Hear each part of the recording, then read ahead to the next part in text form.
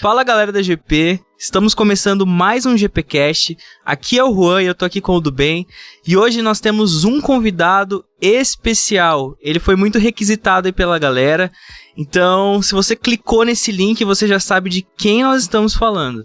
Então, Pastor Jobert, é uma honra recebê-lo. Fala galera da GP, a paz do Senhor, que delícia estar aqui falando de Jesus e das coisas que Deus fez na nossa vida e através de nós. Espero que seja um tempo muito abençoado para você aí, fica ligado, abre o teu coração aí que você vai ser muito edificado nesse podcast, em nome de Jesus. Que bênção. Pastorzão, vamos lá então, conta pra gente como que foi o seu encontro com Jesus, como Jesus te encontrou aí. Eita cara, foi intenso, hein, foi loucura. Bom, eu não sou um crente normal, né? Eu não vim de uma família tradicional, eu não vim de uma família cristã. Eu fui o primeiro cristão da minha genealogia. Uau. Nunca houve um cristão antes de mim na minha família, nem por parte de mãe, nem por parte de pai. Eu sou descendente de italiano e espanhol, né? Espanhol por parte de mãe, italiano por parte de pai.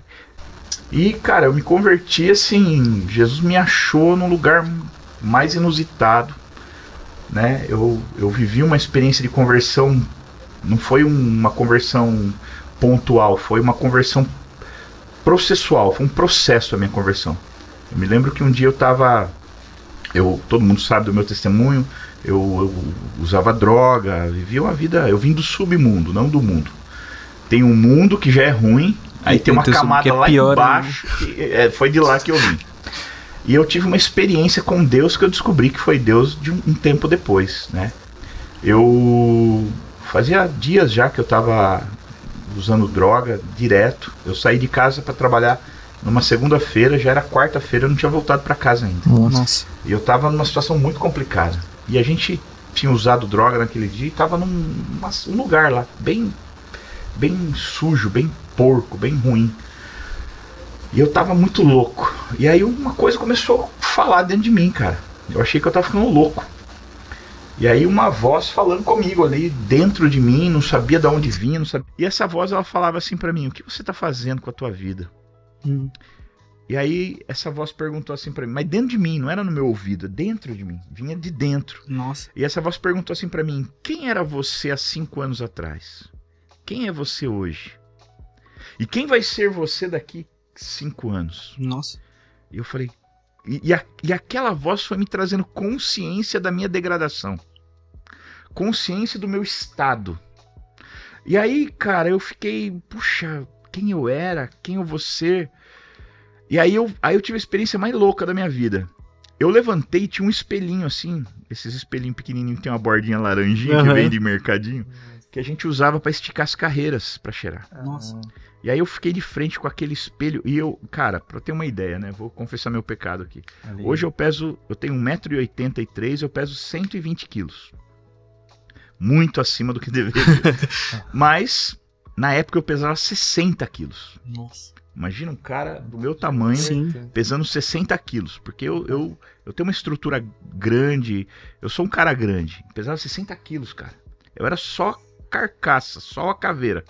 E aí eu olhei no espelho assim, cara, eu tinha o cabelo comprido, né, amarrado assim e tal, e aquela caveira, aquele rosto feio, aquele olho fundo, os ossos protuberantes, coisa feia, cara. E aí eu olhei no espelho e vi aquela caveira, de repente aquela imagem mudou, e eu me vi com 10, 11 anos de idade. Nossa. Pequenininho, assim, rostinho bonitinho, cabelo branquinho. É o Menino Encantado, né? Foi, né? Jobert. Encantado Kids. E aí, cara, eu vi como eu era bonitinho, eu comecei a me lembrar das professoras falando, né? O Ítalo. Nossa, como ele é inteligente. Eu era o Ítalo. Como era inteligente, como menino bonito e tal e tal. E aí daqui a pouco voltou aquela caveira de novo, cara. Nossa. Aí eu tomei um susto assim, eu falei, o que eu tô fazendo com a minha vida? E nessa época eu morava na Vila Independência. E eu tava no centro da cidade. Eu subi, eram umas 3 horas da manhã, eu subi do centro da cidade até a Vila Independência chorando, em crise, cara. Tipo hoje diriam que eu tive um ataque, uma crise de ansiedade, uma crise de pânico, sei lá, qualquer coisa assim. Mas não foi. Foi um entendimento da minha situação real. E eu subi chorando, cara. Cheguei na minha casa muito mal. E no outro dia de manhã, quando eu acordei, eu me lembrei daquilo e eu fui trabalhar. Só que eu fiz um voto comigo mesmo ali. Uhum. Eu falei, eu não vou mais usar droga, não vou mais beber, não vou mais. Vou só fumar cigarro. E a partir daquele dia eu parei de beber. E parei de usar droga. Eu tomei uma decisão, cara. Aquilo foi tão forte, impactou tanto meu coração, que eu falei, cara, eu não quero viver isso aí. Eu não quero seguir nesse caminho. E parei de usar droga e parei de beber. Só fumava. Só que aí, cara, eu comecei, pra conseguir parar, eu tive que parar de andar com a galera que eu andava. Então eu comecei a ficar na minha casa. Minha mãe até achou que tinha alguma coisa acontecendo. Porque eu não parava em casa, eu saía na segunda, voltava na quarta. Nesse momento, você já tinha tido algum contato com uma igreja? Nada? Nada. Nunca tinha pego uma Bíblia na mão. Nossa. Pra não falar, eu tinha uma Bíblia que minha mãe arrumou lá dos Testemunhos de Jeová, que era aquela Bíblia ilustrada. E eu gostava muito de ver as ilustrações ali. Mas uma Bíblia evangélica, uma Bíblia cristã, uma Bíblia sagrada, eu nunca tinha eu nunca tinha sentido a folha de uma Bíblia na minha mão. Então foi a partir daquele testemunho interior mesmo que... Aquilo foi uma experiência real, louca, que começou a mexer comigo. Eu não tinha noção nenhuma do evangelho. Eu tinha, assim, uma noção de quem era Deus, Sim. né? Eu era formação católica, eu rezava quando era criança. Minha avó me ensinou todas as rezas, Ave Maria, Credo, Pai Nosso. Eu sabia, conhecia as rezas, mas eu tive um contato com a religião católica. Eu nunca tive um contato com Deus. Sim. E aí, cara, eu fiquei uns dias em casa, trancado pra não usar droga. Aí teve um dia que eu não tava aguentando mais, tava em crise de abstinência. Aí eu falei, eu preciso sair pra conversar com alguém, preciso ver alguém, senão eu vou enlouquecer. Aí saí, uma tarde. E nessa época eu tinha saído do trabalho, porque onde eu trabalhava todo mundo usava, eu tive que sair pra poder parar. E aí eu saí, fui lá onde eu trabalhava com a galera, não tinha ninguém. Eles tinham de fazer um trabalho fora, não tinha ninguém. Aí eu me lembrei de um amigo meu irmão, cara. A gente é amigo desde... Eu tinha 10 anos, ele tinha 9 quando a gente se conheceu. E nós somos melhores amigos até hoje. Até hoje. Que top. Então, até hoje, esse meu melhor amigo, cara... E aí eu fui lá, ele tinha uma oficina, e eu fui na oficina dele. E aí ele falou, cheguei lá e ele, e aí, alemão, como é que você tá, mano? Eu falei, tô zoado e tal. Comecei a contar minha história, o estado que eu tava. E ele começou a falar como ele tava bem. Ele tinha se convertido e eu tinha me afastado dele. Porque ele virou o chatão do rolê, porque só falava de Jesus, não sei o que, eu me afastei. Aí comecei a conversar com ele. Eu fiquei 4 horas lá conversando com ele. Ele parou de trabalhar pra ficar me... Quando eu me dei conta, a gente tava sentado em cima de um trator lá que ele tava consertando. E ele falando de Jesus pra mim, cara. Uau. E eu falei, cara, Jesus pode mudar minha vida? Ele falou, pode. Eu falei, ok, eu sei que eu tenho que fazer alguma coisa, né? Eu sei que não vai vir de graça. Uau. Quanto que eu tenho que pagar? O que eu tenho que fazer? Qual que é a minha parte? Ele falou, cara, você tem que ir pra igreja. Puxa, aí que doido. Falei, mano, como que eu vou entrar na igreja? Olha pra mim, cara. Jeito. Roqueiro, todo largado, cabeludo. Falei, não vão deixar eu entrar. Ele falou, não vai. E essa época não era que nem agora. Não, era bem diferente, o cara né? cabeludo entrar na igreja. Tô falando 1998, cara. Nossa. A igreja era pequena. O que reinava não tinha o que tem hoje. Hoje é normal. Hoje, Sim. se eu tivesse aquele visual hoje na igreja, eu ia ser careta até. Mas a galera hoje meio louco. Mas pra época, era muito louco. E aí fui. Falei, então beleza, eu tenho que fazer isso? Tem, então vamos. E aí vim, cara. Bom, eu nunca mais parei, né? Ali o Espírito Santo me pegou, eu entreguei a vida pra Jesus no primeiro dia, eu entrei, Deus falou comigo de um jeito. Eu entreguei a vida pra Jesus. Aceitei, o pastor Narciso fez o apelo de salvação, eu fui lá na frente, entreguei minha vida. E aí começou a minha história de conversão, né? Porque a gente não se converte no dia que a gente entrega a vida pra Jesus. Muitas vezes a gente faz sem nem saber o que tá fazendo.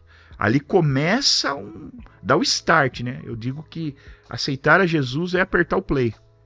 É começar o jogo. E depois você vai passando de fase, né? Você vai enfrentando alguns desafios e vai passando de fase até chegar no lugar que você quer chegar. Então foi mais ou menos assim a minha história de conversão. E depois toda essa experiência que eu tive lá no espelho e tal, eu fui entender depois que já era o Espírito. Por isso que eu falo, cara, não tem como não amar esse Deus. Quando eu lembro de onde ele foi me buscar, cara. Quando eu lembro onde ele entrou, Aonde eu tava quando ele me encontrou, eu tava perdido literalmente. Não fui eu que encontrei Jesus. O perdido era eu, literalmente.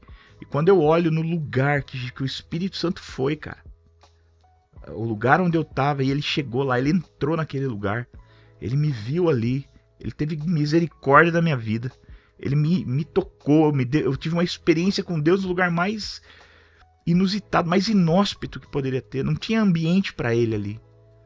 Todo aquele ambiente era anti-Espírito Santo. Ele foi no inferno literalmente me buscar. Cara, não tem como eu olhar e falar, mano, não tem como não amar esse Deus, cara. Não tem como não amar esse Deus. E hoje eu olho pra trás, eu já entendo que foi uma experiência com o Espírito Santo. Ele me convenceu, mas a tal ponto, cara, que ali minha vida já começou a mudar sem ter me convertido. Sim. A minha vida começou a mudar antes de entregar ela pra Jesus. Por quê? Porque já havia uma experiência, já havia um trabalhar de Deus. E aí quando eu entreguei, aí apertou o play, né, cara? Aí deu start, começou o jogo. E aí começou esse processo de libertação. Sim, como que foi? Foi difícil. Eu tive ainda na igreja, os primeiros 2 meses, eu tive crises de abstinência terríveis, assim. Só que aí foi muito legal, né? Porque eu comecei a entender a Bíblia. Sim. Porque esse cara que me ganhou pra Jesus, ele me ganhou pra Jesus. Ele não falou só de Jesus e saiu correndo. Ele me ganhou. Ele ia na minha casa todo dia. 7 horas, 7h30 da noite ele chegava. Aí a gente sentava na frente do portão da minha casa, embaixo de um poste, e a gente ficava lendo a Bíblia e ele ficava me ensinando. Então eu lia a Bíblia durante o dia e eu anotava as dúvidas que eu tinha. Nossa, que legal. E aí ele chegava à noite e eu ficava, cara, mas o que é isso aqui? O que é isso aqui? Jesus é leão, Jesus é raiz, Jesus é... que coisa estranha. E aí ele foi me ensinando, ele foi me explicando. Aí ele começou a me explicar sobre a graça, sobre o perdão, porque eu tinha dificuldade, cara, eu vim de muito pecado. Sim. Cara, pra aceitar o perdão de Deus foi muito difícil pra mim. Eu pequei demais, cara, eu fiz coisas terríveis. Então, assim, cara, Jesus simplesmente vai perdoar essa dívida assim? Não dá. Eu não demorei para entender a graça. É o escândalo da graça. O escândalo da graça. Então eu demorei para entender, cara, que eu tava perdoado. Eu estava perdoado, mas eu não me perdoava. Sim. Entendeu? Jesus já tinha me perdoado. Quando eu entreguei a vida para Jesus, o escrito de dívida foi cancelado, foi rasgado. Agora, e em você, como é que você lida com isso? Entendeu? Eu me senti um lixo, eu me senti indigno, eu ia pra igreja assim, cara, eu tinha experiências com Deus, depois eu ficava, não, cara, não pode, eu sou indigno de estar na presença de Deus. Só que eu me apaixonei por Jesus de um jeito assim que eu fiquei louco, cara. A mesma intensidade, eu coloquei uma coisa na minha cabeça. Eu falei, cara, eu não vivi no mundo de qualquer jeito. Eu fui intenso no mundo. Sim. Eu fui até as últimas consequências. Eu falei, pra Deus vai ter que ser mais. Pra Deus eu vou ter que... Se eu fui intenso pro diabo, meu irmão, agora eu vou ter que ser intenso pra Deus. Mas aí eu fiquei louco, cara. E aí teve aquele mergulho em Deus. Foi, eu catava minha Bíblia, eu saía que nem louco. Eu nem sabia ler a Bíblia, eu nem sabia onde ficava. Você falava assim, abre em Gênesis aí, eu não sabia onde ficava. Eu já dei esse testemunho na igreja, nos cursos da GP. Mas eu andava com a Bíblia embaixo do braço, eu queria que as pessoas vissem. Eu ia no meio da galera que usando droga. Quantas vezes, cara, entrava num lugar assim, a galera bolando aqueles baseados desse tamanho. E eu falando de Jesus, e os caras fumando maconha, e eu falando, Jesus te ama, Jesus vai te salvar. E contando a experiência do que ele fez comigo. Meu, uma loucura. E eu ficava andando no centro da cidade pra achar alguém pra falar, porque eu não sabia evangelizar, mas eu sabia contar o que aconteceu comigo. Ele não tava atrás das drogas, tava atrás dos drogados, né? Tava atrás dos drogados também. Verdade. E, cara, eu conhecia todo mundo. Teve um dia que eu vim, cara. Eu cheguei aqui na igreja, eu já contei esse testemunho também. Eu cheguei na igreja, eu cheguei com 8 pessoas. 4 era traficante. Nossa. Tudo loucão, imagina. 4 traficantes e 4 usuários de droga. E a cidade era menor, cara. Sim. 98. Todo mundo sabia quem era o traficante. Rapaz. Quando eu cheguei, cara, que eu tava chegando com os caras, o assistente regalou o olho assim, começou a olhar, eu falei, calma, tá comigo. E aí, cara, foi uma experiência linda. A gente sentou na última cadeira aqui no templo menor. Uau. E aí, cara, eu sentei no meio, né? Então ficou 4 de um lado, 4 do outro. Porque se um tentar fugir, você cata assim, ó, vem cá. Aí começamos ali, e os caras tudo amigo, tudo. Sim. O cara que eu pegava droga com ele e tal. E aí, cara, tamo ali, de repente teve na hora teve a palavra, depois teve aquela ministração no final. Mano, começou todo mundo se abraçar e chorar, e os caras começaram. Aí, desses 8, 3 se converteram, 4 se converteram. 2 passaram pelo encontro. Aí Nossa, eu que não demais. sei. Aí desses 2 que passaram pelo encontro, um foi preso, depois desviou e foi preso com a camiseta. O encontro é tremendo. Aí o cara teve um encontro com a polícia. Pra agilizar na cadeia lá. E aí depois os caras sumiram, não sei, de repente alguns até são convertidos até hoje. Mas, cara, minha função não era converter ninguém, minha função era falar de Jesus, era falar do Deus que converte. Eu preguei o evangelho, eles ouviram do jeitão que eu sabia, convidei pra vir na igreja, eles vieram. E, cara, foi muito louco. Aquele dia foi da hora, ver a cara do diácono. Nossa, imagina. Nunca mais vou esquecer. Aquele espanto, assim. Que legal. Porque a igreja não tava... Hoje é mais normal, cara. Hoje é mais normal. Mas na época... É que assim, né? Hoje você vê um traficante, você vê um cara normal, você não vê diferença. Sim. Mas naquela época era diferente. O traficante parecia traficante. Hoje não parece mais. Hoje você fala, é só um maluco normal aí. Mas naquela época o traficante parecia traficante, o cara tinha jeito de bandido. Hoje todo mundo tem jeito de bandido, né? Você não sabe mais quem é bandido. Porque hoje é moda, infelizmente a cultura, principalmente do Brasil, o jeito bandido, o jeito fora da lei, o jeito malaco, é bonito. Então todo mundo, às vezes o cara é gente boa. Tem crente que você olha e fala assim, moleque é bandido, é traficante, é nada. É um crente, é uma benção. Mas o jeitão, né? Sim. O jeito que usa, cueca de fora e tal, o jeitão... Parece uma coisa, ainda que não seja. Então, naquela época não. Naquela época o traficante parecia traficante. Você batia o olho, você já sabia o que era. Então, cara, foi muito engraçado, cara. Até hoje eu lembro da risada. De ver a cara do diácono de desespero na hora que eu chego com aquele monte de maluco na igreja. E eu endoidei, né, cara? Eu fiquei doido, cara. Eu queria falar de Jesus pra todo mundo. Eu queria que todo mundo experimentasse aquilo. Porque quando eu converti de verdade, cara. Converti de verdade, eu não fiquei brincando de ser crente, não. Eu mergulhei de cabeça, cara. Eu fiquei maluco, endoidei.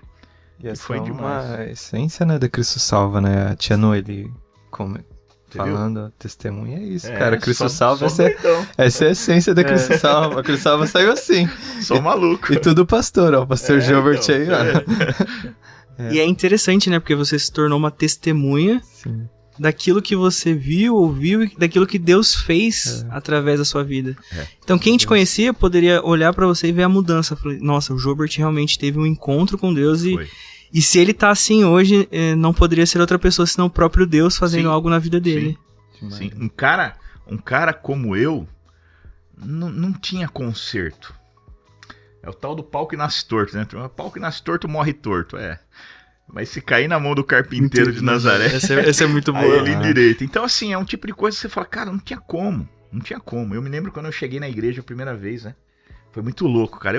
Deus me pegou de jeito.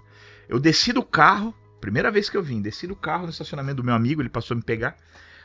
Aí já veio um cara pulando, gritando, glória a Deus, glória a Deus, glória a Deus. Quando eu olhei, era o Serginho Boleta. Pouca gente lembra dele. Ele já morreu. Mas ele usava droga comigo, ele me conhecia.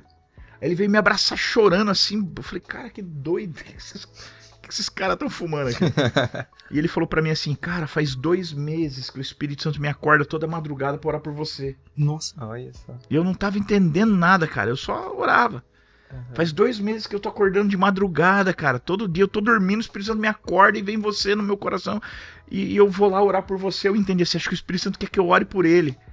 E eu falei, cara, que doideira. Agora, pensa, eu tô chegando na igreja, eu não entendo nada disso. Imagina como eu recebi tudo aquilo. Falei, essa gente é mais louca que eu. Então. Aí entrei, cara, isso foi muito legal. Entrei na porta, assim, aí tinha uma senhorinha, que ela era minha vizinha. E já ela conhecia. me conhecia. A hora que eu vi, eu falei, nossa, essa velhinha vai vir botar o dedo da minha cara, vai falar um monte. Eu tô pensando isso, ela olha pra trás assim e me vê. Levanta da cadeira e vem na minha direção. Eu vou dar no meio dela. Ela vai me falar. Já tava armado, já. Já foi, eu vou dar uma bicuda nessa. E aí, cara, ela botou o dedo na minha cara e vai lá. Eu pensando, né? Eu fui formando. Ela vai botar o dedo na minha cara e falar um monte. Você é um maconheiro, o que você tá fazendo aqui? E, cara, essa senhora veio. foi chegando perto de mim, assim, com a cara, ela tinha uma cara de brava, assim, a nordestina, a carona fechada, assim, veio marchando na minha direção. Cara, essa mulher voou em cima de mim, me deu um abraço, começou a chorar e louvar Deus e falar, não acredito que você tá aqui, filho, que bênção, glória a Deus. Aí quebrou tudo. Aí me quebrou, cara, Todas me barreiras. quebrou. É o que eu falo, cara, a importância da igreja. Antes de chegar em Jesus, a pessoa passa pela igreja. Sim. A igreja é o corpo. Quem que abraça? O corpo. Quem que fala primeiro? O corpo. Quem que pega? Quem que estende a mão? O corpo. E, cara, eu cheguei na igreja, não tive contato com nenhum jovem naquele dia. Mas a igreja me recebeu de um jeito, cara. E foi quebrando. Eu tava todo resistente quando eu cheguei. Mas aí o cara foi lá, me abraçou, começou a falar que tava orando por mim de madrugada, 2 meses, aquilo me quebrou. Aí a senhorinha veio, me abraçou, começou a chorar e louvar a Deus pela minha vida, me quebrou. Cara, quando eu entrei na presença de Deus, já tava de boa, todo quebrou derretido. toda a resistência, tava tranquilo. E aí, cara, o coraçãozão reganhado pra Deus, né? Aí Deus entrou e nunca mais saiu. Uau. E dentro desse processo, como que foi nascendo o seu chamado pastoral? Que você foi entendendo que Deus estava te chamando ali pra ser um apacentador de rebanho. Como que foi isso? Dentro desse processo de conversão dessa pessoa que você era, pra quem você foi se tornando? Porque hoje talvez tenha algum jovem aqui nos ouvindo e pense que, cara, eu não nasci em berço evangélico, não cresci numa família, mas o Senhor, Ele escolhe pessoas e nós todos somos, de alguma maneira, improváveis. É. Mas como que foi nascendo esse chamado, essa vocação pro pastoral? Cara, eu acho assim, eu não gosto de padronizar as coisas. Eu acho que Deus trabalha na individualidade com cada um, né? Mas a minha experiência foi muito gradativa, cara. Uhum. Eu demorei muito pra descobrir o meu chamado. Muito tempo. Porque primeiro você tem que descobrir quem você é em Deus. Primeiro você tem que aprender a ser filho. Uau. Enquanto você não aprender a ser filho, cara, não adianta você querer fazer nada. Não adianta você querer saber qual é o meu chamado. Cara, o primeiro chamado foi pra ser filho. O primeiro chamado foi pra ter relacionamento. Você já aprendeu isso? Você já entendeu isso? Então eu percebo assim que eu precisei primeiro aprender a entender isso. Eu vim de uma família disfuncional, onde eu não tive pai. Meu pai praticamente abandonou a gente quando criança e eu cresci sem pai, sem a figura paterna. Então, primeiro eu precisei entender que Deus era pai. Quando eu entendi que Deus era pai, a primeira coisa que veio na minha mente é, puxa, então é um cara ausente, que nunca vai estar lá, né? Nunca vai participar de nada na minha vida, porque você faz menção ao pai que você tem. Sim. Ao que você entende como referência paterna. Então eu tive que primeiro entender que Deus não era o meu pai terreno. Ele era o meu pai celeste. Era outro tipo de pai. Eu tive que aprender a desenvolver e viver essa paternidade com Deus. Depois eu precisei tratar muito o meu caráter. Eu tinha um caráter muito complicado. Então foram anos vivendo esse processo. E eu achei que eu era muita coisa nesse tempo. Ora eu achava que eu era evangelista, ora eu achava que eu era profeta, ora eu achava Você já passou por alguns ministérios já. Já passou mesmo. Você já tocou bateria aqui. É, foi ministério de louvor, né? Isso é do louvor. Rapaz, isso aí eu já toquei, não tocava bateria, eu usava a bateria pra tocar os irmãos. Os irmãos vai embora. Cara, foi terrível, eu tentei de tudo. Assim, o bom é que eu fiz de tudo. Sim. Então eu dei aula no Ministério Infantil, né? Eu dei aula pro Fabinho. Olha só. De um Ministério Infantil, pro Fabinho, pra Mari do Thales, que hoje estão na liderança, o Carlyle, a Júlia Mêndola. Eu dei aula pra essa galerinha aí. Formou bem, né? Nossa, formou bem, foi um bom professor. Então, deu certo. Deu certo. Então, assim, eu vivi tudo, cara, e foi um processo. Aí eu comecei, logo que um tempo depois, o pastor Jonas me convidou para vir pro discipulado dele, né, em 2001, ano 2000, eu vim pro discipulado do Jonas, tô até hoje, 25 anos. 25 anos, hein? Uau. Graças a Deus, 25 anos com o mesmo discipulador. Aí, cara, E aí um dia o Jonas falou pra mim, e eu andava com o Zezé na época. Eu gostava de fervo, né? Eu gostava de... Eu saía pra evangelizar, catar demônio, rolar com o demônio no chão. Eu amava isso aí. Porque era ação, né? A parte da ação que eu via na igreja era a parte da libertação, porque hoje quase não tem, mas na época era muito forte a libertação na igreja. Pra você ter uma ideia, os cultos de domingo à noite eram cultos de libertação. Todo domingo à noite. Domingo à noite? Domingo à noite. Então eu aceitei Jesus no culto de sábado, domingo eu voltei, era culto de libertação, cara, era cadeira voando, era uma loucura. Eu achava demais, né, cara? Eu falei, que ação acontece, eu quero estar aqui. Aí eu saía com o Zezé, fazia algumas visitas, tal. E só que eu comecei a ser discipulado pelo Jonas. Eu era discípulo do Jonas andando com o Zezé. Era um pastor com um evangelista, assim, Você vê? Aí a gente saía pela cidade, na época o pastor Arthur era evangelista, o Zezé e o pastor Cristônio também era evangelista. Era os caça-fantasmas. É isso que eu pensei, só os caça-fantasmas da igreja. E aí a gente saía, cara, eu me lembro, a gente foi lá no Monte Serrate uma vez fazer um evangelismo lá, que eu achei que a gente ia sair morto de lá. Rapaz. O Zezé é muito louco. O Zezé é muito louco. Não dá com o Zezé, você tem que estar com a salvação em dia. O Zezé. Hoje ele tá mais tranquilo, mas o Zezé era muito doido, cara. Pra quem não conhece o Zezé, ele é um evangelista aqui da nossa igreja. Cara, ele é muito doido. Ele entrava no bar, assim, os caras jogando bilhar, ele botava a mão em cima da mesa e falava, agora vocês vão me ouvir. Você é louco, cara. Os caras vão matar ele. Que nada, cara. E os caras ouviam e choravam e entregavam a vida pra Jesus. O Zezé era muito louco. E eu olhava, eu falava, cara, é isso que eu quero pra mim. Só que quando eu comecei a andar com o Jonas, foi bem na época que a gente entrou na visão de célula. E aí a gente começou a entender sobre discipulado. A gente entrou na visão, começamos a falar sobre discipulado e o Jonas já me convidou para o discipulado dele. E aí eu me lembro que eu comecei a fazer escola de líderes e ele era o professor. E lá na aula sobre discipulado ele falou uma coisa que ali começou um divisor de águas. Ele falou, discipulado é transferência de ministério. O discipulador, ele transfere o ministério dele para o discípulo. Então, os discípulos de Jesus, o que eles fizeram? O que Jesus fazia. Sim. Tudo que Jesus disse assim, ó, tá vendo tudo que eu faço? Lá em Mateus 28, quando Jesus chama o pessoal para orar. E fala assim, ó, que chama para orar não, né? Que ele chama o pessoal para dar as últimas instruções. E ele fala assim, ó, cara, vocês vão por todo mundo, preguem o evangelho a toda criatura, batizem em nome do Pai, do Filho e do Espírito Santo, ensine-os a guardar tudo que eu vos tenho ensinado. Ou seja, o que Jesus disse? Façam o que vocês me viram fazendo. Continuem aquilo que eu comecei. Então, discipulado, aí eu entendi que discipulado não era uma coisa banal. O discipulado era uma transferência de ministério. Aí eu comecei a olhar para o ministério do Jonas e eu falei, eu não quero isso aí.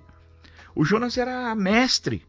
O Jonas pregava, ensinava. Eu falei, eu não quero isso, eu quero ação. Eu quero catar demônio, eu quero falar de Jesus para as pessoas. E aí eu entrei numa crise. E aí dessa crise, essa crise começou a me apontar para o meu chamado. E aí foi quando eu comecei a liderar a célula, cara. Uau. Eu descobri o meu chamado na célula. Dentro de uma célula? Dentro de uma célula. Porque quando eu comecei a liderar a célula, o meu chamado foi se formando. E quando eu percebi, eu já era um pastor. Porque eu estava pastoreando a minha célula. A minha célula ela começou a ter uma característica pastoral.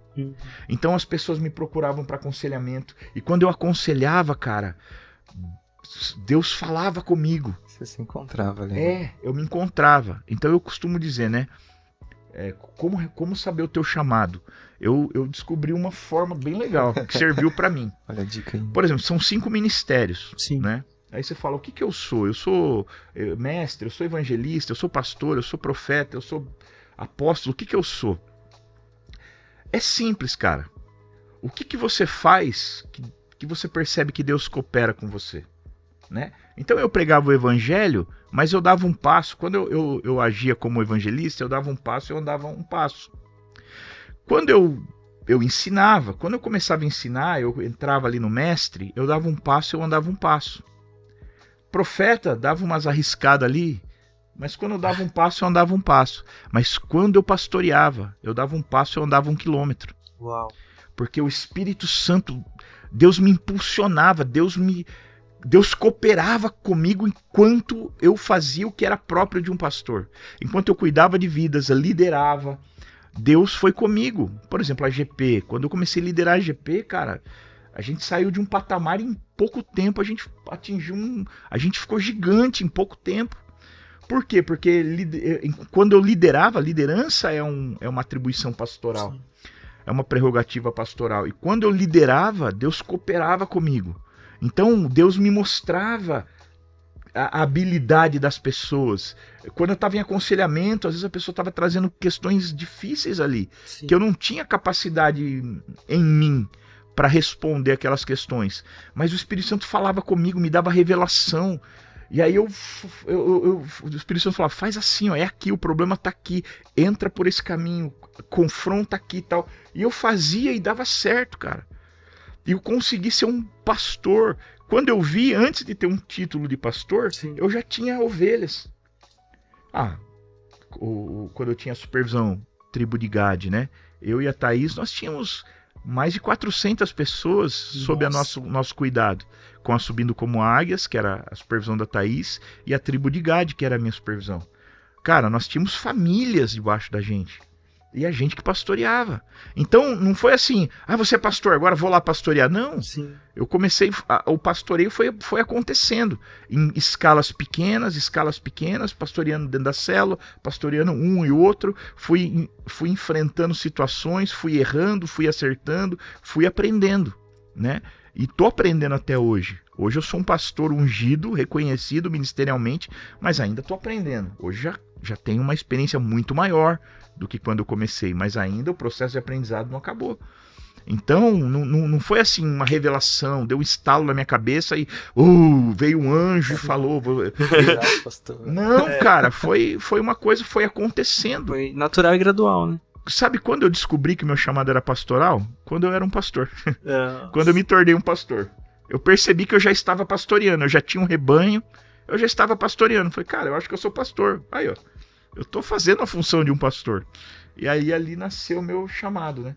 Que demais. E ali nasceu, assim, ali se concretizou, né? Então, tá difícil de saber qual que é o teu chamado? Não tá conseguindo? Cara, faça tudo. E você vai perceber que tem uma determinada coisa que quando você faz, você dá um passo e anda 1 quilômetro. Parece que o Espírito coopera com você, né? Parece que você tá nadando a favor da correnteza. Então você dá uma abraçada, cara, você vai longe. Provavelmente é esse o teu chamado. E acontece gradativamente, né? Que nem o do bem, por exemplo. A gente não tem dificuldade de saber qual é o chamado dele. O do bem é um pastor. Por quê? Porque é só olhar para ele, né? Então se um dia alguém colocar um óleo na cabeça dele e consagrar ele pastor, fala, tá aqui em cima. Nenhuma novidade, porque você olha para ele é um pastor. Ainda que ele tenha outras habilidades, ainda que ele profetize, que ele evangelize, ainda que ele ensine, seja um bom mestre, mas hoje a característica que mais se vê quando se olha para o do bem é o pastoreio. Assim era comigo, eu era o do bem da minha época. Que da hora. Só que eu era meio do mal. Eu não era tão do bem assim. Que interessante. Foi legal que você comentou que o seu chamado nasceu na célula, porque talvez o pessoal ache que o chamado pastoral ele nasce no púlpito, e na verdade o pastoral é cuidar de pessoas. Nunca. Na verdade eu sou líder de célula até hoje. Uau. Eu sou líder de célula até hoje, inclusive minha célula foi ontem, né? A gente tá aqui hoje porque minha célula é de terça-feira. E cara, eu não abro mão da célula, E o meu rebanho primário tá lá, né? Então é lá que a gente cuida, que a gente participa da vida das pessoas. Porque aqui, cara, é muito fácil. Você traz uma palavra, vira as costas e vai embora. Uhum. Agora na célula não. Você acaba de pregar, dá o glória a Jesus, fica lá comendo, tomando um refrigerante, um café, e até ontem eu saí da célula, era quase 1h da manhã. Uau. Ficamos lá em aconselhamento, cuidando das pessoas, dando orientação. Então a célula, cara, o cara que fala assim, eu sou pastor, pelo menos na Cristo Salva, e não sou líder de célula, sei lá, eu acho que você está desperdiçando seu talento. A célula é o melhor centro de treinamento pastoral que existe. Eu não conheço nenhum centro de treinamento que gere pastores com tanta competência quanto a célula, cara. A célula é um centro de treinamento, Sim. Não é, do bem? Eu sou muito grato, sabe, pela igreja, assim, viver em célula, né?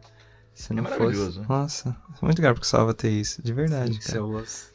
Tudo. Até o ministério que eu toco, assim, eu comecei a tocar teclado. A primeira vez que eu toquei teclado foi na célula. Então, se você pegar um ministério de louvor, reunir a galera e falar assim, quem aqui começou a tocar na célula antes de tocar no... Todo mundo. A grande maioria, pelo menos os novos, né? Tem uma galerinha aí que tá já mais das antigas, aí que tá aí desde antes da célula, né? Uhum. Tem gente aí que quando eu me converti era ministro de louvor. E são até hoje. Então, você vê que eles chegaram antes da célula, porque eu peguei a transição, né? Sim. Quando eu me converti, não tinha célula. A célula veio depois. Nós entramos em célula em 2001. Eu me converti em 98, final de 98. Então, foi um tempinho aí sem célula. Então, a galera que veio antes, esses aí tiveram que começar no púlpito. Mas você pega a galera lá que veio mais recente, cara, a grande maioria começou tocando violãozinho na célula ali e tal. E depois veio pro Ministério de Louvor. A célula é um centro de treinamento, cara. Pra levita, pra pregador, pra tudo. Sim. Pra pastor. É fantástico, cara. Célula é vida. Que Célula é incrível. vida. Eu sou um entusiasta, eu sou apaixonado por célula. Tudo que eu vivi, todo o treinamento que eu vivi, eu devo à célula. Eu amo. Que top. E dentro disso, como que surgiu a GP? Como que você assumiu a GP? Já tinha GP, não tinha GP?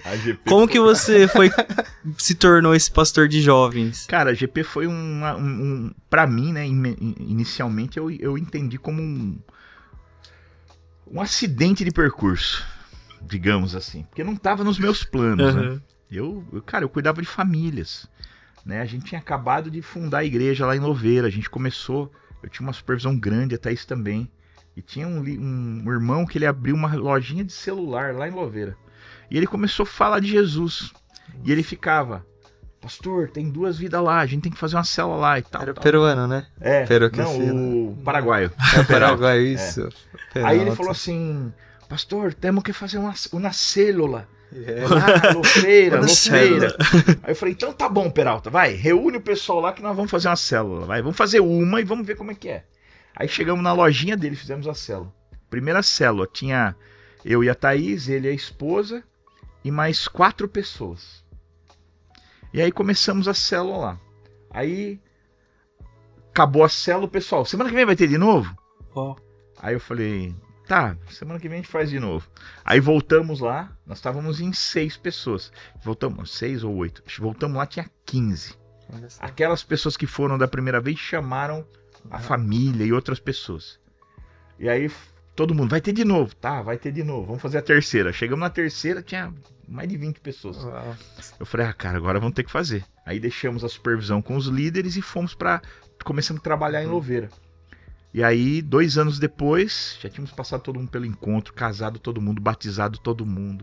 As células estavam bombando, multiplicamos. Aí o pastor decidiu abrir a igreja. Eu não era pastor na época, né? Aí eu voltei para Itupeva.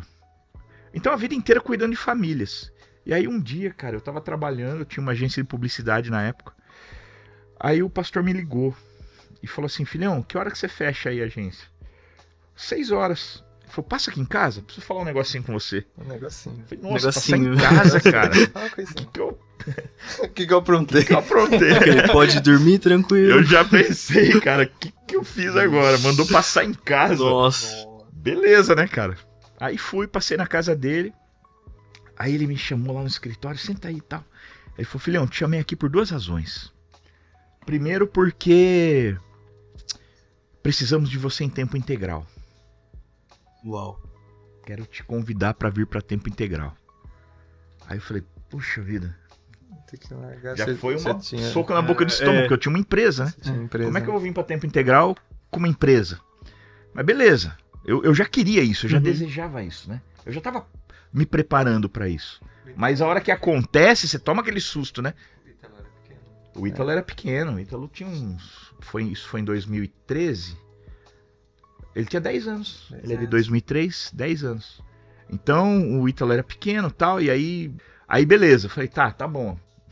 Já foi aquele soco na boca do estômago. Mas beleza, eu queria muito. Então, legal. Ele falou, e segundo que eu tava orando. E Deus falou pra mim que a gente tem que trocar, que é pra trocar a liderança da rede de jovens. Chegou a hora. Nossa. E eu só pensei, né, cara, mas jovens, o que eu tenho a ver com isso, né? Pensei. Mas você não tinha nenhum contato com o jovem? Não, eu tinha alguns jovens nas células, né? Mas não tinha com a rede de jovens mesmo. Não, nenhum. Eu tive célula de jovens no passado, né? Fiz umas coisas muito loucas. Até rapel eu fui fazer pra ganhar vida pra Jesus. Aí, ó. Moleque que fazia rapel na pedreira e tal. Não, vamos lá que nós vamos Fica a dica aí. Vamos lá fazer o rapel. Você descer a pedreira lá, a gente vem na célula. Aí eu falei, cara do céu. Vocês vêm mesmo? A gente vem. Eu falei, então vamos. Cara, eu fiquei lá na Meu amigo. A gente já sabe. Cada coisa que a gente faz pra ganhar vida. Aí você voltou pra fazer rapel depois? Não? Cara, não. Eu desci umas 3 vezes, fiz umas 3 descidas lá. Muito louco, demais, cara. Muito legal. E a galera foi mesmo. Foi pra célula. Enfim, mas isso há muitos anos atrás. Eu já tava... Não havia jovens na minha realidade. E aí o pastor, cara, então vamos ter que trocar. Deus mandou trocar a liderança da rede de jovens. E aí eu pedi pra ele, eu falei, tá bom, pastor, mas... Aí ele falou, cara, aí, olha que legal, que motivador. Ele falou, só que eu olhei, eu não vi ninguém que fosse capaz de assumir a rede de jovens. Bem motivador. Aí ele falou assim, só que aí eu falei pra Deus, então tá bom, Deus, a gente troca, mas me dá um nome. Eu preciso de um nome, eu não tenho ninguém, eu não vejo ninguém que hoje pudesse assumir a rede de jovens. Me dá um nome. Ele falou, eu pensei que ele ia me dar um nome de alguém da liderança da rede de jovens, que era o mais... Né? Tinha alguns líderes bons ali. Imaginei que ia falar o Regi, o Mário, que são líderes bons, experientes, estão ali há muito tempo. Só que ele deu o seu nome. Uau. Ele falou que é pra você assumir a rede de jovens. Esse aí eu gelei. A parte do tempo integral foi difícil, mas foi mais tranquilo. Agora, a hora que ele falou isso, cara, eu falei, você tá de brincadeira, cara. Eu não sei nada de jovem. Eu não entendo nada de jovem. Eu não sei pregar pra jovem. Eu não sei pregar, eu não sei falar com jovem, eu não entendo nada, cara. Pensando tudo dentro de mim ali, enquanto ele falava. Aí ele falou, não, querido, então vai pra casa, ora, e aí você me dá uma resposta. Eu falei, o senhor orou? Orei. Deus falou? Falou. Então, quando que eu começo? Eu não preciso orar, eu confio no senhor. O senhor é meu pastor. Uau. Se o senhor está dizendo que Deus falou, eu vou fazer o quê? Eu vou orar. Deus falou, tá falado. Quando é que eu começo? Isso aí era final do ano. Aí ele falou assim, você tira férias? Eu falei, normalmente eu tiro férias no começo do ano, né? Janeiro ali, logo no comecinho. Ele falou, então sai de férias, quando você voltar a gente faz a transição. Aí beleza. Aí saí de férias, voltei, a Thaís ficou com o Ítalo na praia e eu vim sozinho. E aí, pastor, liguei pra ele, falei, pastor, tô aqui já, tal. Aí ele falou, não, beleza. Eu vou pra... Ele tinha uma célula em São Paulo, o pastor liderava uma célula lá em São Paulo. Nossa. E aí ele falou, vamos comigo pra célula, que a gente vai conversando. Aí, beleza, fui com ele, fomos conversando sobre... Fazendo alguns ajustes sobre a questão do tempo integral. E eu falei assim, então, pastor... Isso aí, acho que era dia lá pro final de janeiro. Era dia 20 e pouco de janeiro. Aí eu falei, então vamos fazer o seguinte, vamos esperar passar o acampamento, que aí normalmente são os jovens que cuidam e tal. Aí ele falou, não, filhão, isso era uma quarta-feira. Ele falou, não, sábado agora nós já vamos fazer a reunião e a gente já comunica todo mundo e você já assume.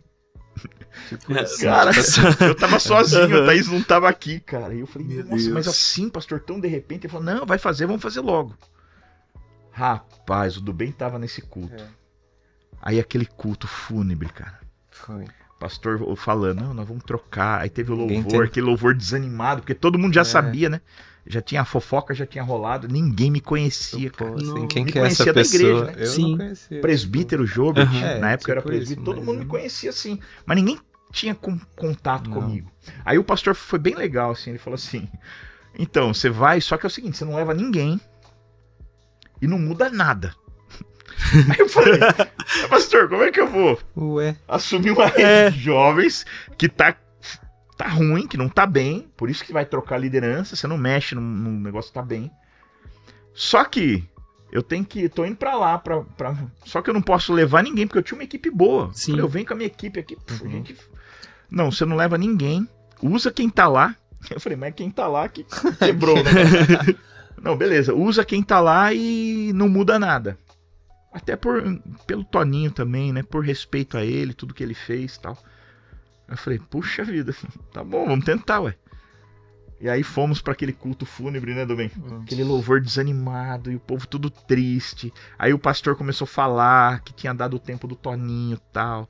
E o Toninho era muito amado, né? Ele era muito querido. Ele é um cara muito, muito, muito, muito querido mesmo. E aí a galera chorando. Foi. Coitado do João. E eu sozinho lá, cara, assim, sentado atrás do pastor. Eu falei, cara, o pastor é macho pra caramba. Porque se fosse eu, meu irmão, a hora que a galera começava a chorar lá, eu já tinha falado, esquece isso aí, vai. Deixa assim mesmo, tá? E ele, ficou firme.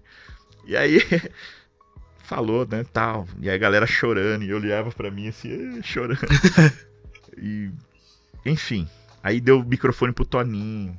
Aí o Toninho, nossa, cara, piorou mais a situação ainda. Cara, que furada, que roubada que foi. Me jogou eu me senti um leão na cova dos Daniéis. Nossa. Falei, meu Deus, cara. Mas aí foi, a partir daí a gente começou, trouxe, né, não sabia nada, aí eu trouxe um pouco da experiência que eu tinha como líder, mas aí eu tive que aprender como GP, né, cara, liderar jovens. Aí, aí foi tiro, porrada e bomba.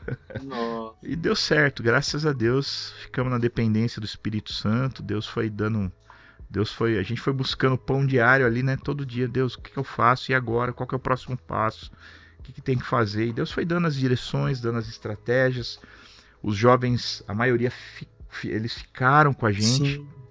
A galera da liderança, o Mário e o Regi, principalmente ali, que eram os 2 líderes mais influentes, vieram, cara, tamo junto, conta comigo, inclusive são meus discípulos até hoje. Que bênção. O Regi e o Mário são meus discípulos, uma bênção. Então, né, o Lucas e a Letícia vieram também, bem novinhos, bem jovens, e montamos uma equipe e começamos a trabalhar, cara, e Deus foi falando e a gente foi fazendo, a gente ouviu, obedeceu e deu certo. Que bênção. E tá aí até hoje a Rede Jovens firme e forte. Um dos primeiros ou foi o primeiro culto aí que você trouxe essa palavra, né? A gente vai viver a palavra e a presença, o encontro das águas.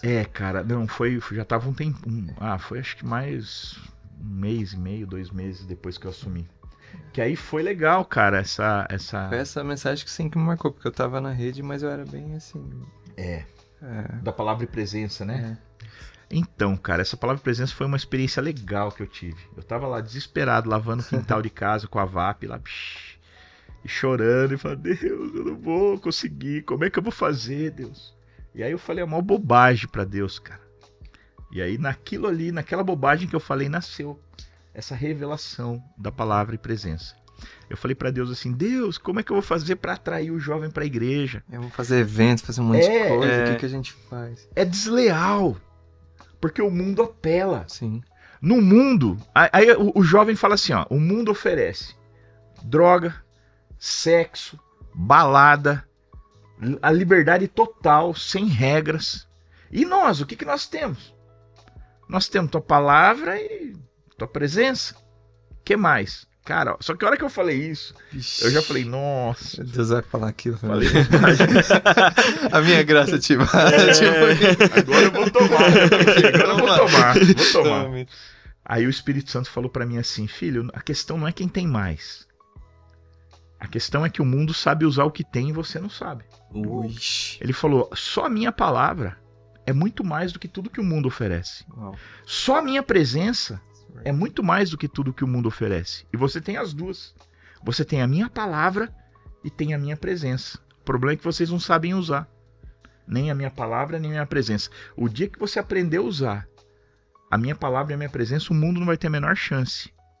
E aquilo explodiu dentro de mim. E eu falei, é isso, cara. É a presença de Deus. Tem que ter presença de Deus. Não é só fazer culto, não adianta ficar fazendo um evento, tem que ter presença de Deus, o jovem tem que entrar ali, ele tem que ter um encontro com Deus em cada culto.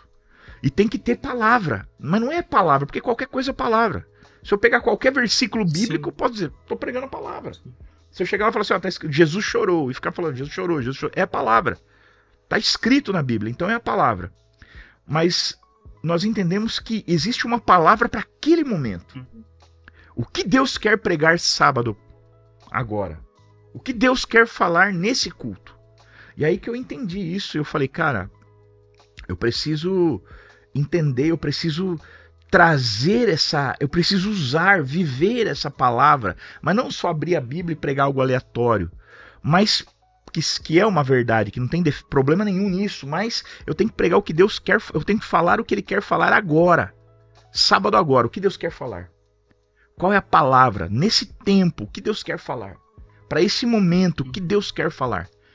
É andar conectado com Deus, ouvindo Deus e reproduzindo aquilo que se ouve. E a presença de Deus tem que ser inegociável. Tem que ser negociável. Nós temos que transformar a GP em uma antena gigante que vai captar tudo que Deus está transmitindo. Então Deus está transmitindo que palavra, o que Deus está transmitindo. Nós temos que ser uma antena receptora. Nós vamos captar isso tudo que está vindo de Deus e vamos trazer para cá, entendeu? Então, aí eu chamei, o Regi era o líder do louvor, chamei o Regi e tal. Primeiro eu falei, cara, isso está dentro de mim. Eu tenho uma liderança, então eu tenho que transferir isso para a liderança. Eu preciso contagiar todo mundo com essa verdade. E aí chamei um por um e comecei a ministrar sobre palavra e presença. Aí incendiou. Eu vi que o Regi pegou fogo. Que não é difícil. Né? O Regi, se espirra do lado dele, ele já pega fogo. Só foi a gasolina ali nele. Não precisa. O cara já... O Regi é altamente inflamável. Então, o Regi incendiou com essa verdade. Aí a galera... Incendiou todo mundo. Falei, agora vamos incendiar o resto da galera. Aí teve um acampamento de carnaval. Que foi... Eu assumi em janeiro. Acho que em março teve o acampamento de carnaval. E aí eu ia pregar. E aí, como eu tava com essa revelação fresca, eu falei, já era, vou falar sobre palavra e presença. Foi aí que eu falei. Aí Deus foi falando mais, né? Porque nesse tempo Deus foi falando mais. Aí eu falei, o encontro das águas. Aí Deus me mostrou quando que as coisas começam a se transformar. O Espírito, a Bíblia diz que lá em Gênesis 1:1, né? E criou Deus o céu e a terra. Aí versículo 2 diz assim, e a terra era sem forma e vazia. O Espírito Santo pairava sobre a face das águas e havia treva sobre a face do abismo. Havia treva na face do abismo. E disse Deus, versículo 3, e disse Deus, haja luz, e houve luz. Então o Espírito Santo começou a me mostrar, o Espírito Santo já estava na terra, mas a terra permanecia sem forma e vazia. Por quê? Porque a presença já estava, mas a palavra não tinha sido liberada. E quando Deus libera a palavra, e há esse encontro da palavra com a presença, começou a criar aquilo que não existia. Ou seja, o mundo começou a ter forma. E aí eu ministrei o encontro das águas, né, cara? Foi bem legal. Que eu trouxe essa ideia de que, essa verdade de que tem que haver, não adianta ter só a palavra. Não adianta ter só a presença. Tem que ter os dois vivos pulsando dentro da gente. E aí eu preguei essa mensagem, foi muito boa. E a partir daí a gente começou a trabalhar nessa visão, né? Nessa verdade da palavra e da presença. Foi muito legal. E essa tem sido a essência da GP até hoje. A palavra e a presença. Então a gente faz muita coisa. Deus deu muitas estratégias. Deus deu muitas direções. Mas todas elas orbitando em torno dessa essência, palavra e presença. Em tudo que nós fazemos tem presença de Deus. Em tudo que nós fazemos tem palavra de Deus. Né? Então até o Game Night, você vê, Game Night que é... O propósito do Game Night é comunhão. Quando Deus ordenou que a gente fizesse, né, ele não disse faça o Game Night. Mas ele disse assim, muito forte no meu coração, filho, vocês estão errando na comunhão. Vocês acabam o culto, vocês vão embora, porque foi logo depois da pandemia, isolamento. Então Deus falou, vocês precisam quebrar esse isolamento, essa cultura que se criou. Então promova algum evento que traga eles para a comunhão. E aí a gente fez uma reunião de liderança, no final você estava nessa reunião, acho, lá no Manaim. E no final da reunião ficou conversando, eu e o Biel. Começamos a conversar ali e tal. Falei, cara, Deus tá falando pra gente, pra gente fazer alguma coisa de comunhão. Me ajudem aí a orar, pensar em algo. E aí o Biel falou, pastor, e se a gente fizesse uma... Aí o Gé colou, falou, e se a gente fizesse uma cantina? Eu falei, legal, fala mais, que tipo de cantina? Não, a gente faz uma cantina especial, a galera ia ficar. Aí o outro falou assim, aí chegou mais alguém e falou, a gente podia fazer um karaokê e tal. Legal. Aí o Virto chegou e falou assim, pastor, se a gente fizesse montasse uma sala aqui mesmo no Manaim, a gente faz um campeonato de game, monta uns videogames. Cara, e assim nasceu o Game Night. Aí eu já falei, Jé, você cuida da cantina. Biel, você cuida do karaokê. Virto, você cuida do... É assim, quando você dá uma ideia, já sabe que você é responsável. O pastor é assim, é isso. Não vem jogar, assim que você treina. Não vem dar trabalho pra gente fazer, não. Se Deus falou com você... É assim que você gera a sua liderança. Exatamente. Então foi assim, cara. Palavra e Presença surgiu dessa experiência com Deus aí. E é algo bem interessante, né? Porque algo que sempre me encantou desde a minha conversão, né? Onde nós estamos aqui falando como casa, como GP, foi que nós não desprezamos a presença e nem a palavra. Pelo contrário, nós caminhamos buscando a palavra e a presença, o mover e o Espírito de Deus. Então, o mover de Deus junto ali com a sua palavra para que a gente tenha essa vida transformada e nesse lugar de encontro com as águas que isso acontece, né, pastorzão? Então... É isso aí. Na verdade, são valores que a gente não pode negociar, né? A GP vai mudar, ela mudou muito desde que nós assumimos em 2013. A pandemia foi um tempo bem emblemático, um tempo que colocou a gente à prova. Porque o jovem é um bicho que anda em bando, né? O jovem não anda sozinho. É verdade, tá ligado. O jovem tem que estar sempre em bando. E essa é a maior virtude, cara. Você sabe que foi o que mais me encantou quando eu comecei a trabalhar com jovem, foi exatamente isso. Porque quando eu liderava homem, era assim. Eu falava assim, gente, preciso de 10 homens para fazer determinada coisa. Aí 5 de cara falavam, eu não posso. 5 diziam, eu vou. Chegava aqui, tinha 2. Aí você fala, eu chamei 10, só veio 2. O jovem era o contrário. Você falava assim, eu preciso de 10 jovens. Se chegar aqui, tinha 20. É, bem isso. Aí você fala, não, gente, era só 10. Pastor, o meu amigo que não tava fazendo nada, passei na casa do meu primo, ele tava de bobeira, veio junto. Então você chamava 10 jovens, vinha 20. E eu falei, cara, que loucura. Eu tava acostumado com uma realidade totalmente diferente. Isso começou a me encantar. Porque o jovem anda em bando. O jovem gosta de... Claro, existem exceções, existem pessoas que são mais... né, são mais individuais, eles gostam de ficar mais reclusos, mais no canto, são mais... mas a grande maioria anda em bando. E aí, cara, quando teve a pandemia, afastou todo mundo. Foi difícil pra gente retomar.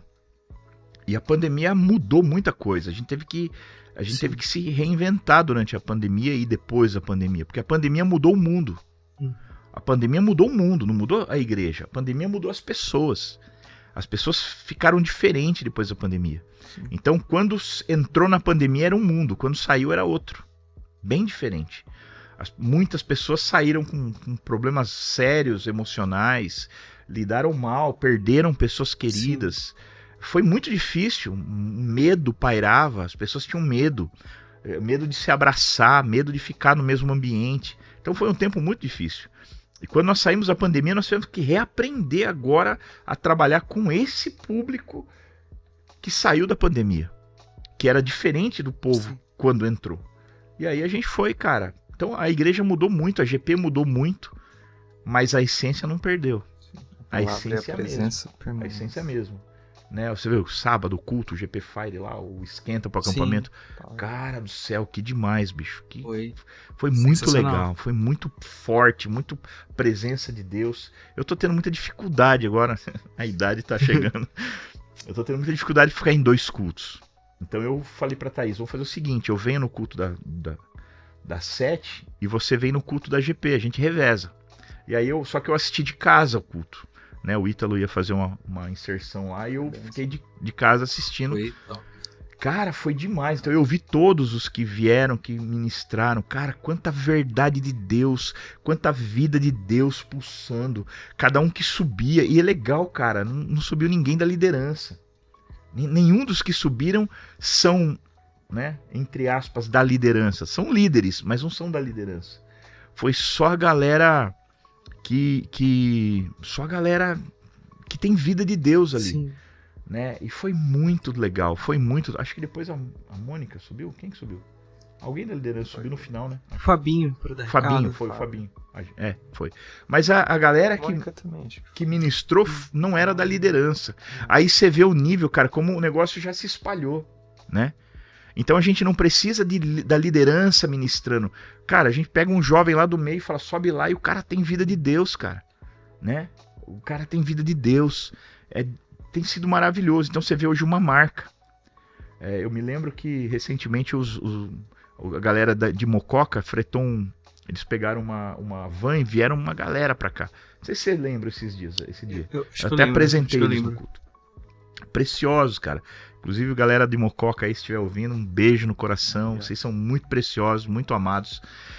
E eles, assim, eu lembro, depois a gente saiu daqui, foi pro CRE, ficamos até 4h30 da manhã com eles lá, um frio, cara. Mococa parece o deserto do Saara, pensa num lugar quente, e a galera tudo lá naquele frio, 4h da manhã, todo mundo, e a gente conversando, e eles empolgados, assim, e o que mais me marcou, né, no relato deles é exatamente isso.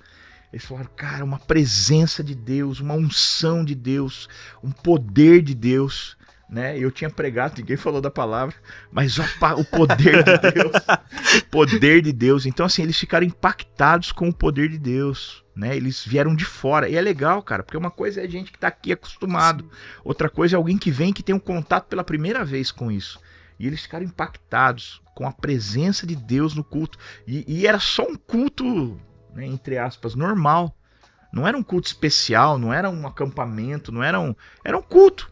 Aquilo que pra gente é normal, cara, eles foram muito impactados, assim, eles relataram, né, o impacto. Ou seja, a gente mudou, mas a essência não mudou. A gente mexeu naquilo que pode ser mexido, a gente abalou aquilo que pode ser abalado, mas a essência permanece. Esse é o grande segredo do sucesso da GP. Sim. Né? É ter conseguido se manter naquela essência original que veio de Deus para nós. E por que essa essência é tão importante? Porque aquilo não nasceu da cabeça de ninguém, não foi algum líder que ensinou a gente, não, cara. Veio de Deus para nós. E até que Deus mude essa essência, nós vamos carregar isso para sempre. Como uma marca, né? Uma característica da geração com propósito. Olha que interessante. Então, talvez você recebeu a camiseta aí do retiro do ano passado e ela carrega essas duas palavras, né? Palavra e presença, e talvez você nem sabia o contexto daquilo que você estava usando. Então, é sempre bom a gente entender os fundamentos, como as coisas nasceram, como as coisas surgiram. E o nosso pastorzão acabou de dar uma aula aqui pra gente sobre essas duas colunas que eu acredito que a GP tem, que é a palavra e presença. Cris, você quer fazer alguma pergunta aí, pastorzão? Não. Vamos fazer aquela pergunta da Super Rede que a galera quer saber aí. Vai, cara, começa aí, como surgiu a Super Rede? A Super Rede foi um momento marcante, um divisor de águas na GP, né? A Super Rede, na verdade, quando a gente assumiu, o Espírito Santo sinalizou no meu coração que a gente deveria... Porque, assim, as congregações já tinham rede de jovens, né? Algumas delas, pelo menos. E... Por exemplo, Novo Horizonte tinha rede de jovens, Cabreúva tinha rede de jovens, tinha algumas já. Acho que Pirituba já tinha. E aí Deus me pediu para fazer algo para trazer para unir as redes de jovens, as GPs, as redes de jovens. Na verdade não era GP. Eu lembro que Cabreúva era Filhos de Zadok, que chamava a rede de jovens lá, nossa, porque andava desconectado, né? É bem diferente. Bem diferente. Lá era o Rogério, que hoje é o presbítero Rogério, ele era o líder, chamava, acho que é Filhos de Zadok, acho que era Filhos de Zadok. Uhum. E a gente, falei, cara, e nunca impusemos nada, né? Sim. Nós nunca falamos, você vai ter que mudar o nome. Até porque, cara, não adianta você mudar o nome se você não mudar a essência. O que vale é a essência, não é como chama, não importa como chama.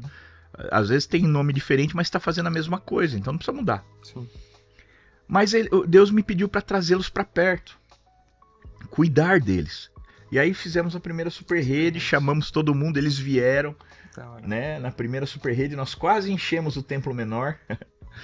Aí na segunda, cara, no outro ano a gente fez de novo, aí já foi aquele... Estourou, hein? Nossa, cara, ficou gente pra fora. Eu lembro da fila que... a fila foi na terceira. Foi na terceira. Foi, que foi a pastora Beth que pregou. Nossa, nesse culto, cara, na terceira Super Rede. Só que aí a coisa começou a mudar. Uhum. A coisa começou a mudar. A Super Rede começou a vir muita gente, acabou se tornando um culto evangelístico. E eu lembro que a gente ia pro Parque da Cidade, com a GP em peso pro Parque da Cidade. A gente fazia um culto lá, aí depois a gente saía distribuindo panfleto, convidando a galera. Então tinha toda uma movimentação um mês antes, a gente tinha a torre de oração, a gente colocava na torre de oração, direto, morando. Então foi muito legal. E aí foi vindo, né, cara? A galera foi vindo cada vez mais cheio, mais cheio. Nesse culto, na terceira Super Rede, que foi quando a pastora Beth pregou, eu me lembro até hoje. Eu fiz o apelo, ela pregou, mas ela não fez o apelo. Aí ela passou pra mim. Aí eu fiz o apelo. Cara, naquela noite, 159 jovens entregaram a vida pra Jesus. Aí eu falei assim, eu coloquei todo mundo sentado. E aí eu perguntei, quem quer aceitar Jesus? Tal, fiz apelo de salvação mesmo, sem pegadinha. Falei de Jesus, entregar a vida pra Jesus. E a galera levantou a mão. Falei, então fica de pé aí. Cara, a hora que ficou aquela multidão de pé, eu falei, então, e agora? A igreja toda ficou de pé. E agora? Como é que nós vamos consolidar essa... Como é que eu vou levar pra baixo do púlpito? Como é que eu vou consolidar essa galera? Nem cabia. Nossa. Aí eu falei, meu, você que é crente aí, fica de pé do lado dele. E você vai levar pra sala de consolidação. 159 jovens entregaram a vida. Uau. Voltamos com 159 fichas de consolidação pra ir atrás desses jovens. E aí foi maravilhoso. Aí fizemos a quarta, que aí foi a fila, fizeram uma fila aqui pra entrada, a fila chegou quase na escola do Anchieta ali. Saiu dos portões da igreja, chegou quase no Anchieta, a fila, enorme. Também teve essa foi a última, que nós fizemos o Templo Maior. Que aí nós colocamos cerca de mais de 3 mil jovens. Foi demais, 175 conversões nesse dia. Também, graças a Deus. Tem muitos frutos também. Tem muitos. A nossa Lari da liderança da GP é fruto da Super Rede. Ela se converteu na Super Rede e hoje ela é líder da GP. Líder na GP, né? Então foi muito legal. E a gente tem planos de voltar a fazer a Super Rede. Galera. Olha aí, a gente já ia perguntar, mas ele já lançou. Então. Não, a gente tem planos aí, talvez, não sei, talvez pra esse ano ainda, quem sabe. Mas aguardem aí, Super Rede vai voltar, em nome de Jesus, como um culto evangelístico top. Que demais. Tem umas coisas pra resolver esse ano aqui, talvez não dê pra fazer, mas o ano que vem com certeza vai ter Super Rede. Que demais. Em nome de Jesus. Uma das coisas que eu gostava muito de Super Rede, assim, de uma forma especial, é que as células se envolviam pra gravar os vídeos, se envolviam pra chamar a galera pra Super Rede. De um jeito criativo, assim, né? Fazer cada loucura muito louco, nos vídeos, mano. Cara, e a Super Rede deu um up na igreja, né? Porque muitos jovens converteram e ficaram. Alguns não ficaram. Outros converteram, foram pra outras igrejas. Mas muitos ficaram. Nós temos muitos frutos até hoje da Super Rede. Jovens que foram alcançados. Eu me lembro de um testemunho, cara, da última Super Rede. Logo depois do culto, eu tava lá embaixo, lá com a galera, tirando foto, conversando, celebrando. Foi a última aqui no Templo Maior já. E aí um jovem me procurou, ele entrou e se apresentou, ele falou, pastor, queria falar com você. Cara, eu entrei aqui, ele falou assim, eu era ateu. Quando eu entrei aqui hoje à noite. E eu tenho um problema sério. Eu sofro de síndrome. Eu tenho síndrome do pânico. Eu não consigo ficar em lugar aglomerado. E tava com 3 mil e pouca pessoas. Eu falei, você veio aqui, irmão? Você não consegue ficar em lugar. Cara, não dava. Você erguia a mão, você não conseguia baixar. De tanto jovem. Nós tiramos as cadeiras do Templo Maior. E lotou o Templo Maior embaixo. As 2 galerias cheias. E aí ele falou assim, eu fiquei aqui. Quando começou a encher, eu fui pra primeira galeria. Aí daqui a pouco eu olhei, começou a encher. Eu fui pra segunda galeria. Fiquei lá em cima. Eu falei, não, aqui é impossível que vai encher. Ele falou, cara, daqui a pouco tava cheio de gente lá. Lotada a galeria. Ele falou, e aí eu fiquei lutando contra, né, na parte lá das músicas. Ele falou, a parte enquanto vocês cantavam as músicas, eu tava ali lutando tal, querendo sair. Ele falou, eu comecei a namorar com uma menina e a amiga dela convidou ela pra vir.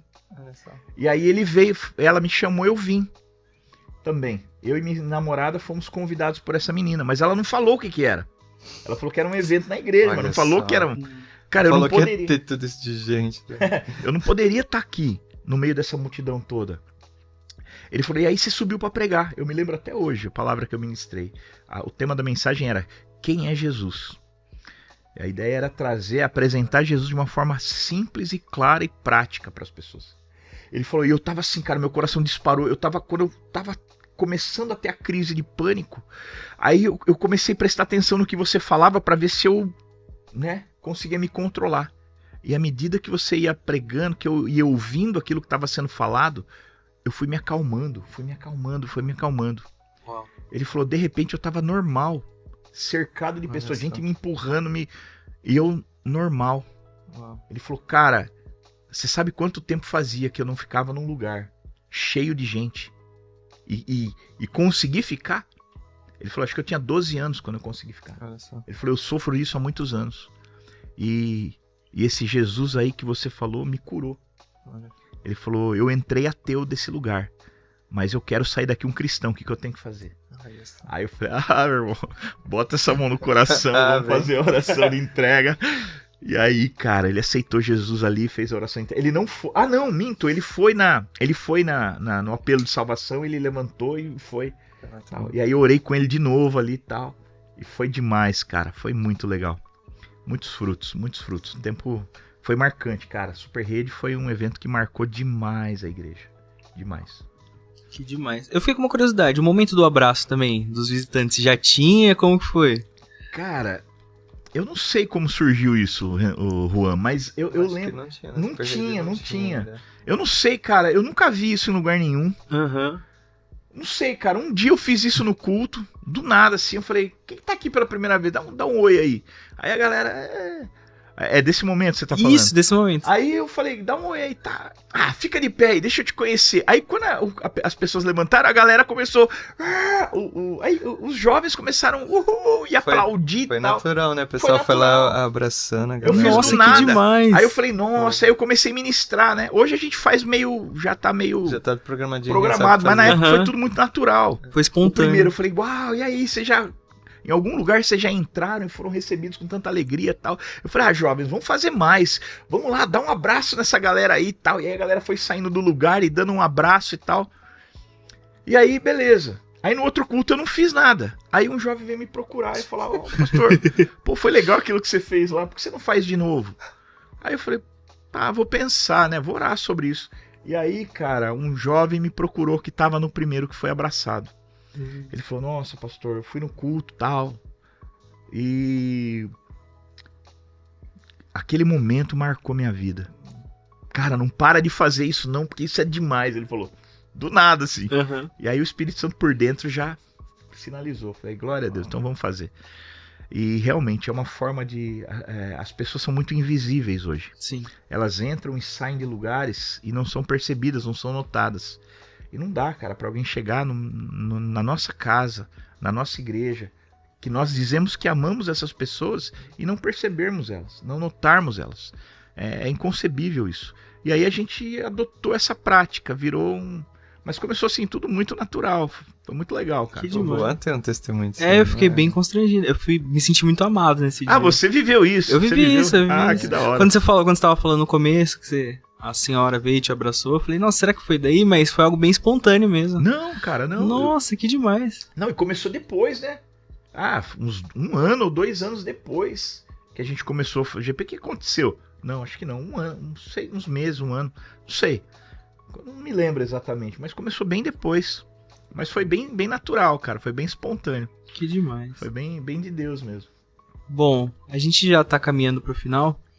Pastorzão, queria que você liberasse algo sobre essa geração, sabe? Se tem algum conselho, alguma coisa pra falar. Pra esses jovens que talvez estejam chegando agora na GP. A gente sabe que a GP tá passando por essa transição de idades, tem juniores que estão sendo promovidos pra jovens. Então eu queria que você deixasse um conselho aí pra essa galera, algo que esteja aí no seu coração. Bom, o conselho é: se envolvam com Deus. Não sejam superficiais. Às vezes a gente vem para a igreja, mas não é Deus a causa de estarmos aqui. Muitos jovens, adolescentes, juniores, eles vêm para a igreja porque a mãe obriga, ele vem para a igreja porque as amizades estão aqui, eles vêm para a igreja por outras causas, tem outras razões que trazem eles para a igreja. Mas o meu conselho que é o conselho que eu vivi e que fez eu chegar até onde eu estou hoje.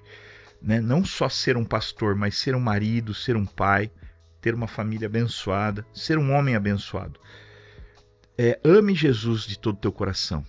Só que você não consegue amar quem você não conhece. Para amar Jesus é necessário conhecê-lo.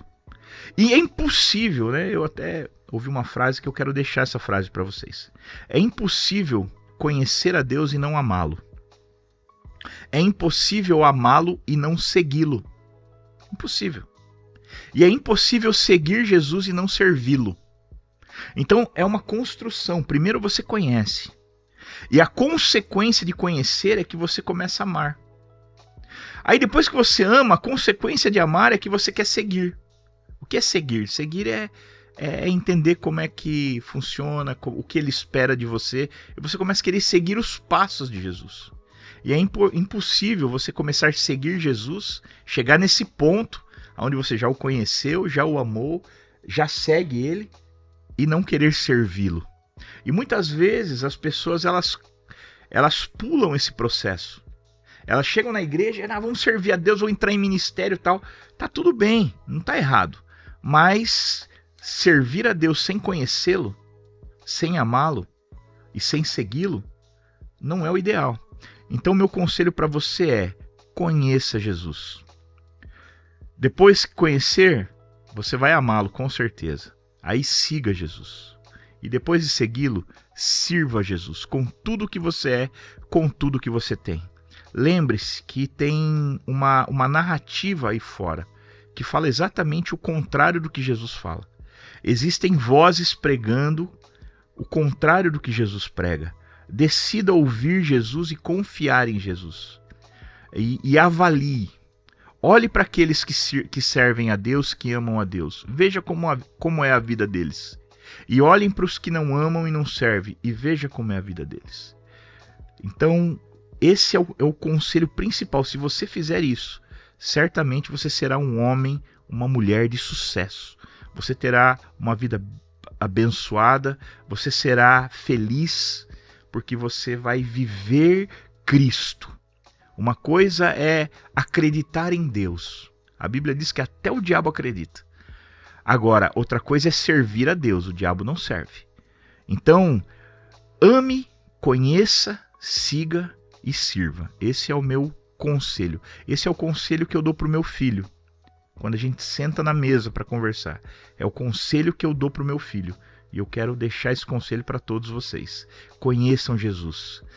Amem a Jesus. Sigam a Jesus e sirvam a Jesus. Esse é o segredo do sucesso na vida. Uau, que demais. Cris, considerações finais aí? Cara, sou muito grato por ter o pastorzão aí, né? Pelo Gilbert aí, eu creio que vocês também. Pastora Thaís também. Uma hora ela vai estar com a gente, né, Juan? Sim, logo logo. Se Deus quiser. Vai ser top, hein? Vai ser top. Ela poder compartilhar também. Fera, hein? Que ela é fera.